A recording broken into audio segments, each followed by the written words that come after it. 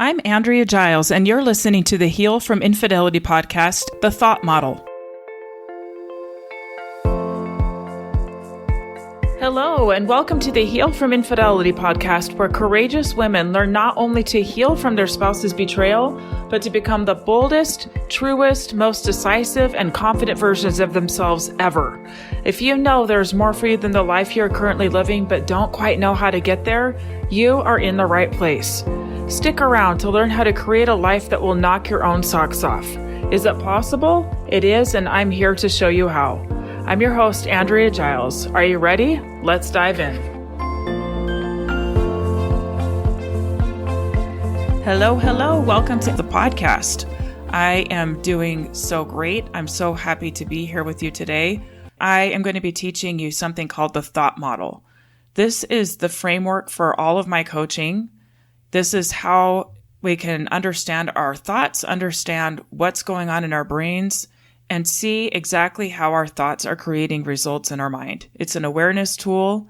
It's also something I like to call the equation of life. It's like math. You can plug in different parts of this and see exactly how you're creating results that you're creating, okay? So this is not about positive thinking. It's not about hurrying and changing your thoughts to get out of uncomfortable situations, uncomfortable emotions. It's about bringing awareness to where you are, how you're creating your thoughts. And once you have that awareness, you can decide if you want to keep your thoughts or not. So before I teach you the model, I want to talk about thoughts for a minute. So understanding the power of our thoughts has gone way back. Back in Proverbs 23:7 is the scripture, "As he thinketh in his heart, so is he." In one of the books of scripture in my church, it's called Doctrine and Covenants. One of the scriptures is 84:85. "Treasure up in your minds the words of life." In Doctrine and Covenants 88:109, "The thoughts of men's hearts will be revealed." And what's cool about what I'm about to teach you is I'm going to show you how our thoughts are revealed, how they turn into results. Okay, so let's dive right into it now. So we all have circumstances. We all have things that happen to us. We have situations that we find ourselves in. It might be the weather that we are in. It might be our money situation. It might be some words that somebody said to us. It might be something that our spouse did. It might be something that our kid is struggling with. These are circumstances.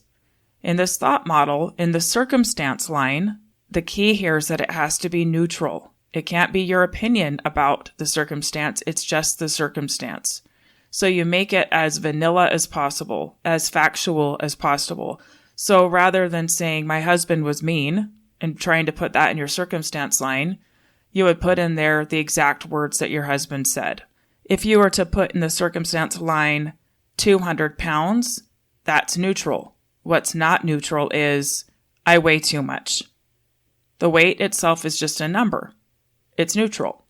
What happens is we have these circumstances and then we have thoughts about them. So if you were to get out a piece of paper, first you have a circumstance and then under that you would put the thought that you have about the circumstance. And you can pick one thought to put in this. We have lots of thoughts about lots of things. We have somewhere between 40 to 60,000 thoughts a day. Can you believe that? Our brains are working overtime. We're always thinking of things, okay? But we want to grab one thought to put into this thought model. And the way you know that you're believing that thought is because you are having a feeling. It creates a feeling in your body. It creates an emotional response. You think this thought and then you feel something. Now, if you have a thought and you feel nothing, it's kind of like a cloud going by in the sky. It's just going by. It's not doing anything. It's just there, but it's not affecting your result because you're not believing it. You know that it's impacting your results if you are feeling something from it. So underneath the thought line is a feeling. The feelings that we experience are the drivers for life. They are what drive us to take action or inaction. We do things because of a way that we think it will make us feel. We don't do things because of a way that we don't want to feel. So we have a thought, we have a feeling, and the feeling drives our action. So underneath the feeling line is the action line. So what you do is you look at how you're feeling, get really clear about it, and then write out, when I feel this way, knowing that it's coming from that thought, when I feel this way, these are the actions I take. This is how I show up. This is how I hide. This is what I do or don't do. You get very clear. And then when you see what your actions are, you can see how it's creating your result. The circumstance did not create the result.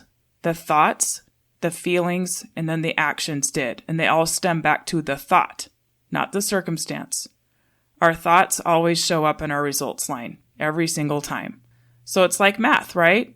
So I'm going to give you a couple examples of what this looks like. And these are actual clients that I have worked these particular models with, and I'm going to show you how it shows up for them, okay?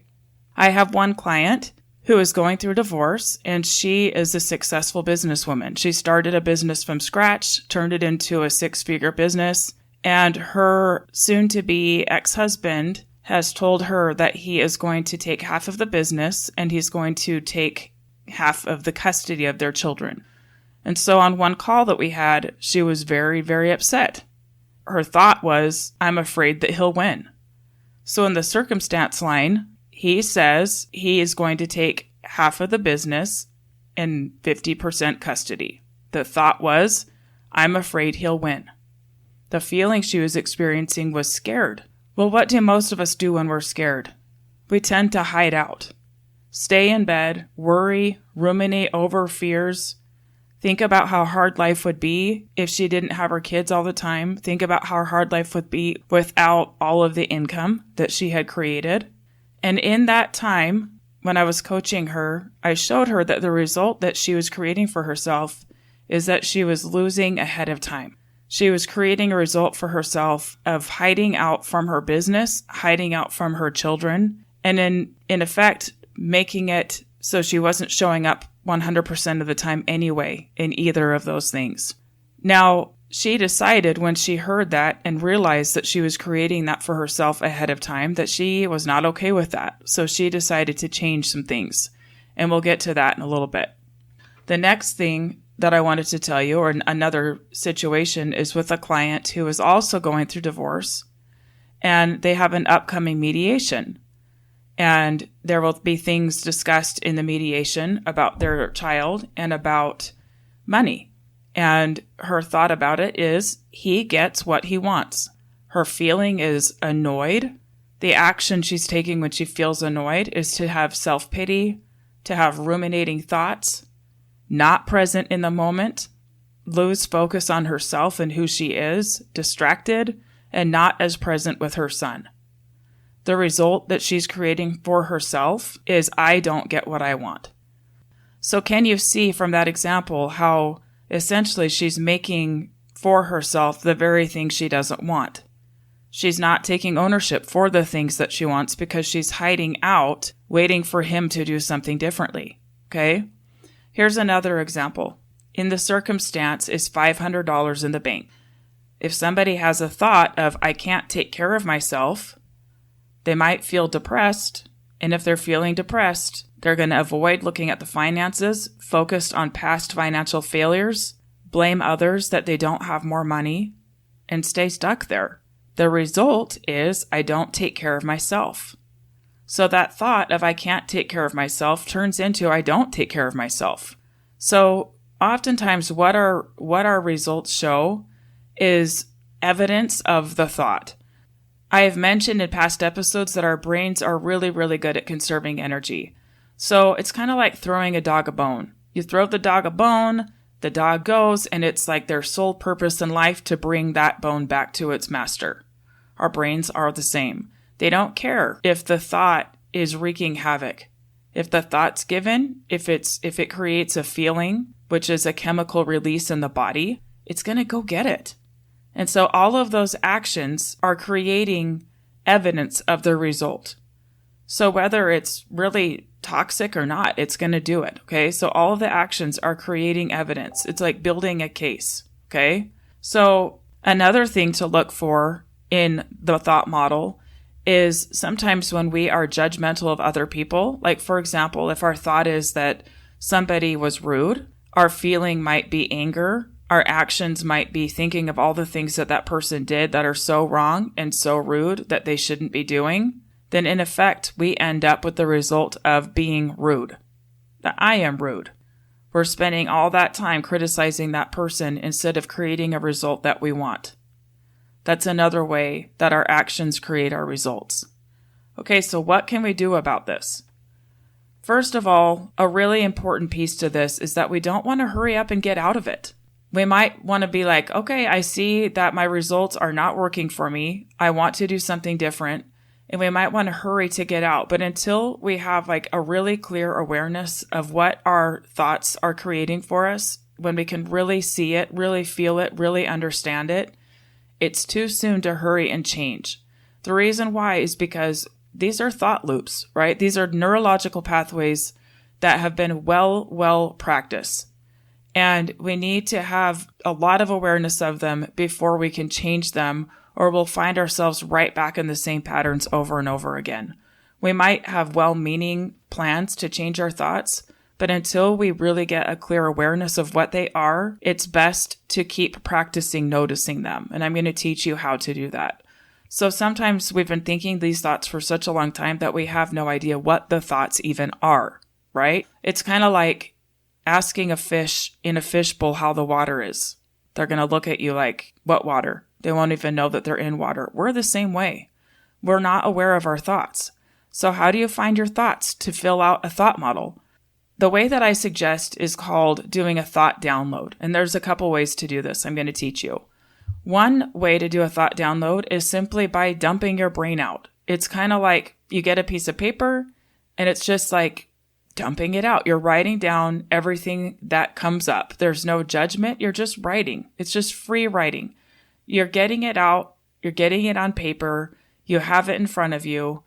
And you're kind of just cleaning out your brain, getting the chatter out of your brain and onto paper. Another way to do this is by actually filling in a circumstance and then writing all of the thoughts about it. So for example, if somebody said something to you that you found hurtful, you can write in the circumstance line the thing that was said and then do a whole thought download on all of your thoughts about it. Write them all out. Just get them all out. You're not judging them here. It's a neutral space. It's just like, how interesting. Look what my brain's producing. Look at that. Remember, it's just like clouds going by in the sky. They're just there. It doesn't mean anything. It just means that your brain is working. It's doing what it's supposed to do. And then go through that thought download and pick one thought to put into the thought model. One thought. And then see where that thought takes you. What do you feel when you think that thought? When you feel that feeling, what actions are you taking? What actions are you not taking? And then what is your result? So that is a thought download. I suggest doing a thought download every single day. Just like we practice hygiene, like for taking care of our faces, taking care of our teeth, taking care of our bodies, this is a practice of taking care of your mind. It's like hygiene for your mind. You're cleaning it out. You're just kind of scrubbing things out. You're looking behind the corners. Like, I wonder what's back there. How about this? How about today? It's just hygiene. It's a good practice to get more and more awareness of what's going on in your brain, okay?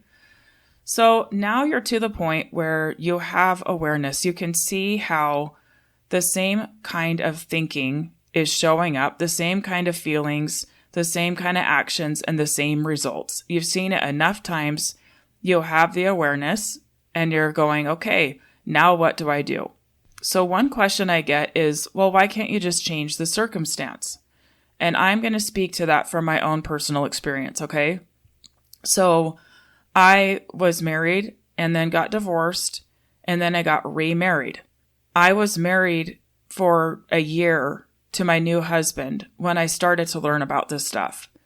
That year was tough, that first year. I mean, granted, we blended two very large families. When we got married, we had 10 kids living at home. I moved my kids to a really small community. There was a lot of change for all of us. Okay, that's beside the point. What I was really struggling with was old thought patterns of fear, of doubt, of kind of looking around, waiting for the other shoe to drop, waiting for something to be wrong. And it really wreaked havoc. It was hard for me to lean into trust.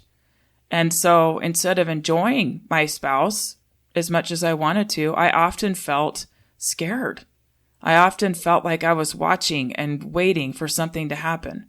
Then I started learning about these things and seeing why that was happening. I thought that by changing my circumstance, I was married to a completely different person. I thought that that would change my life, that I wouldn't have those thoughts anymore, that I wouldn't have those feelings anymore. Guess what? I was wrong. Because those thought patterns that I had created in my first marriage had not been shifted. They were pathways in my brain. They came with me. They don't just go away. They came with me and they showed up and they're like, yep, we know this well. And so they would create the same things, the same chemical response in my body, in my feelings. My actions were of kind of looking around and being afraid and just like I said, waiting for something to happen, waiting for the other shoe to drop. And it's not really fun. So my answer is to changing your circumstance is I don't recommend it. I don't recommend going from the circumstance you're in to another circumstance without doing this work in between. Now, I didn't know about this work. I didn't know about it. I had done as much as I could. I had done counseling. I had done a lot of things, but I still brought some of those neurological pathways with me. Now, since then, we've been married for a total of 4 years. So I've been working on these things for a few years. And I can tell you, having this tool has helped me immensely because I can see how I sometimes create the very result that I don't want of feeling worried or things like that. And so if I can see that I'm creating it, it's the best news because it gives me the power right back. I get to decide what to think. I get to decide to trust. It's an inside job. It's not an outside job. I get to decide to look for evidence that I'm safe, that no matter what happens, I can handle it, that I can trust my husband, that I can trust that I'm in a good place, and I can let those fears go. I know how to speak to them now. So in cases of things like abuse or where you're really truly in danger, nope, I don't suggest waiting. I suggest leaving, okay? And not being in a situation where you're being abused. I suggest getting to a place where you're safe. But for situations where you can do this work and really get yourself to a place where it's like a preference, I'd rather be there, I'd rather do this than what I'm doing now. I'd rather stay here than go to this other place and do the work to be happy here. That's when I suggest changing your circumstance. When you feel peaceful and recognize that there is not necessarily better than here, but that your preference is one or the other, okay? Changing your circumstance does not change your thoughts. It can make it a little bit easier to create different thoughts, for sure, but the work still needs to be done. Our thoughts still have to be addressed. We still have to do the work of healing. It doesn't just change just because you left a marriage or even if your spouse, for example, you're staying in your marriage and your spouse has changed a lot of the circumstances. Like they're showing you every reason why you should trust them.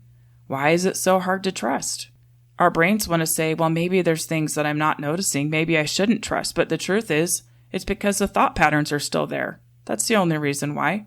Okay? So that last model that I was showing you or teaching you about is called the unintentional model.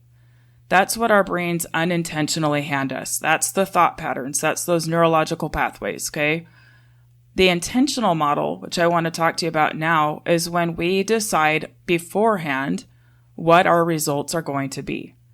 So, in the situation with a client who was concerned about her soon-to-be ex-husband taking half of the money and taking half of the business, for her intentional model looks something like this.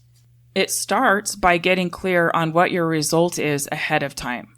So her result was, I can grow my business as big as I want. You can even put a dollar amount there. Did you know that you can put whatever you want in that result line?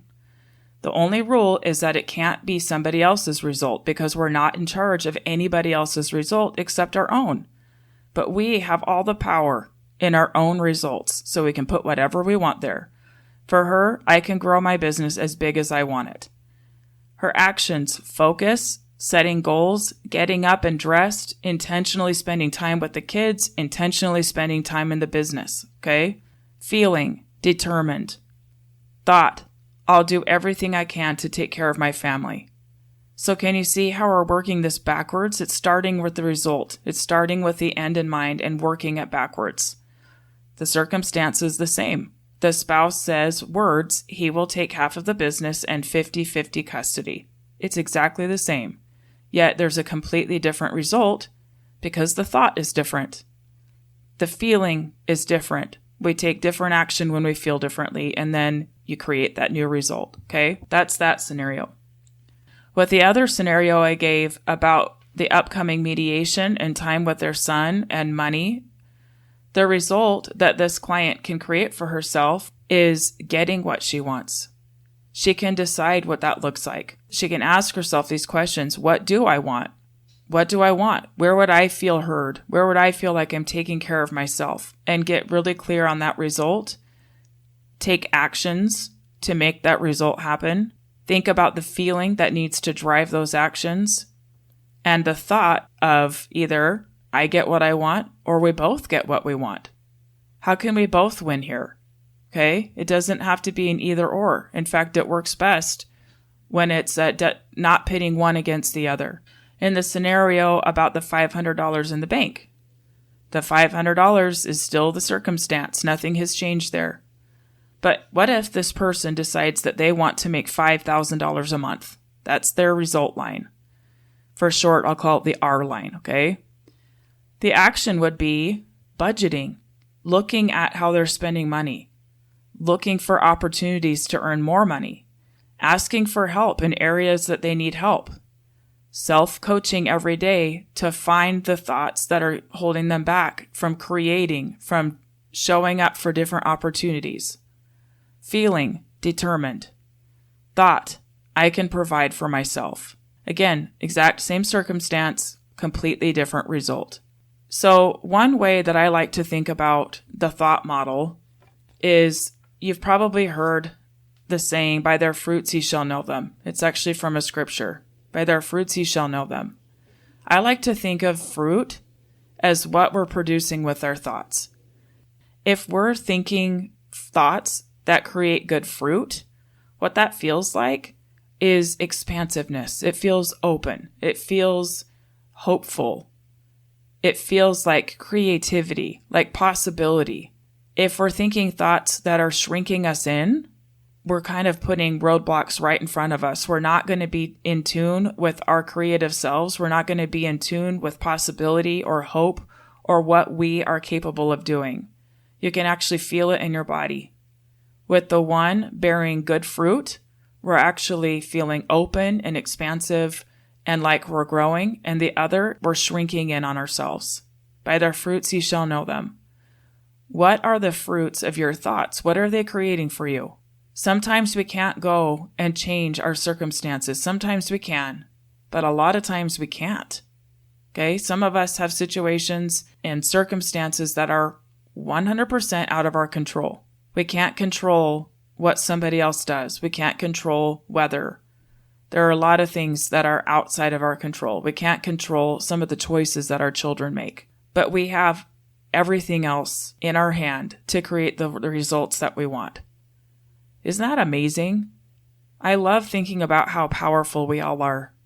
We are meant to be creators. We are meant to create the life that was intended for us. I believe that we are all co-creators with heavenly parents, that we were given unique skills, unique power, so much power, unique talents to create the life that we want. We're not meant to sit and wait for things to happen. We're not meant to be at the effect of other people, to live at the effect of other people. We're meant to create greatness. All of us, every one of us. We were not put here accidentally at this time to just sit and watch our life go by. So I challenge you to start practicing this every day. Go do your thought downloads. Write them down. What's coming up? What are you thinking? What are the thoughts that are running the show? What are the feelings that are your default feelings that you live off of, that are driving your life? What are they? And what results are those creating for you? I tell you what, the quickest way to actually change a circumstance where we can change a circumstance and to really change our life is by doing this work first. It's almost like magic. Like when we do this work, suddenly things open up for us that we could never see before because we are so closed in on ourselves. So please go practice. Get that awareness. See what's going on in your brain. And remember, you can create whatever you want. Go get it. Thank you so much for being here today. If you like this podcast, would you please do me a favor and go leave a review and subscribe? I would love that so much. Share it with whoever you think it would benefit. The more people leave reviews and subscribe to it, the more people are able to find it. That means the more people I get to help. So thank you so much. I love you and take care. Bye-bye.